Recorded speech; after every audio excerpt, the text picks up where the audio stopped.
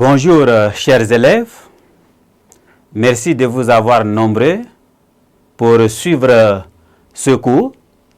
Nous allons poursuivre notre cours sur la limite à gauche, limite à droite.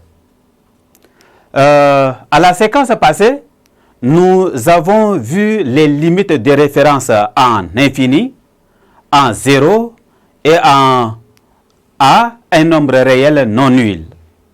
Mais il est à noter que nous devons aussi noter quelque part que la limite de 1 sur x exposant n lorsque x tend vers moins infini est égal à 0 et la limite lorsque x tend vers plus infini de 1 sur x exposant n est égal aussi à 0. Donc, j'ai voulu revenir sur cette partie pour vous donner cette notion avant de poursuivre avec les limites à gauche et à droite en un réel donné. Merci.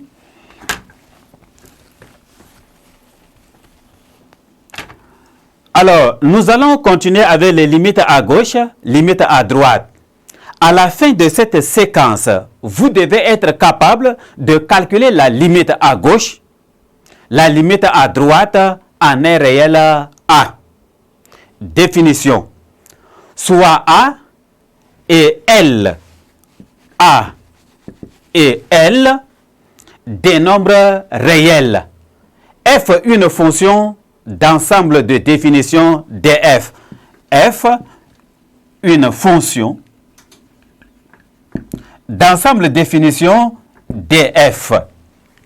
Alors, en premier point, nous allons dire, on dit que f admet une limite à gauche en A égale à L lorsque la restriction df l'intervalle de moins infini à A admet en A une limite égale à L. On peut noter limite lorsque x est égal à A par valeur négative de f de x est égal à la limite lorsque x tend vers A de g de x est égal à L. On lit f de x tend vers L lorsque x tend vers A par valeur inférieure à A. En deuxième point, on dit que f admet une limite à droite en A égale à L lorsque la restriction G de D de f l'intervalle ouvert en A plus infini admet en A une limite égale à L. On note limite de f de x lorsque x tend vers A par valeur positive est égale à la limite de g de x lorsque x tend vers A égale à L. On lit f de x tend vers L lorsque x tend vers A par valeur supérieure à A. Maintenant, nous allons prendre un exemple. On donne la fonction f de R vers R définie par pour x strictement inférieur à 1, f de x est égal à 3x moins 1. Pour x supérieur ou égal à 1, f de x est égal à x moins 1 sur x plus 1. Nous allons calculer la limite à gauche et la limite à droite. en 1 de f. Et nous pouvons poser la question suivante.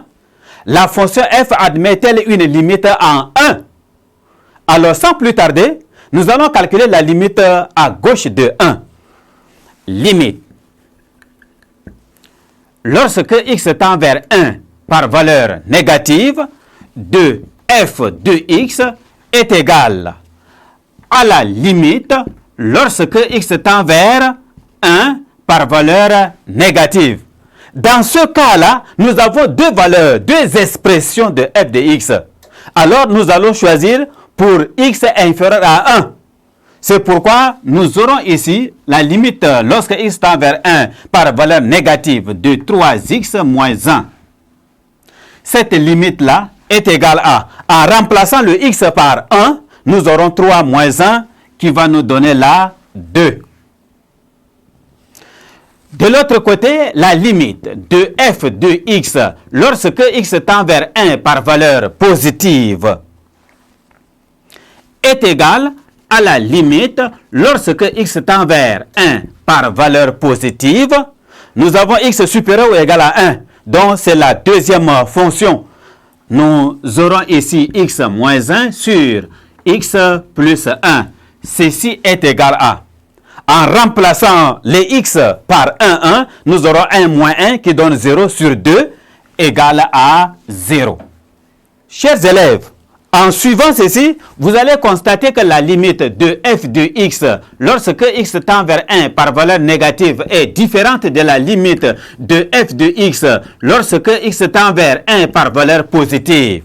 Nous pourrons tirer comme conclusion, que f n'admet pas une limite en 1. Merci, chers élèves, de m'avoir prêté attention. Je crois que vous avez suivi avec beaucoup d'intérêt. Ne quittez pas. Je vous donne toujours rendez-vous à la séquence suivante.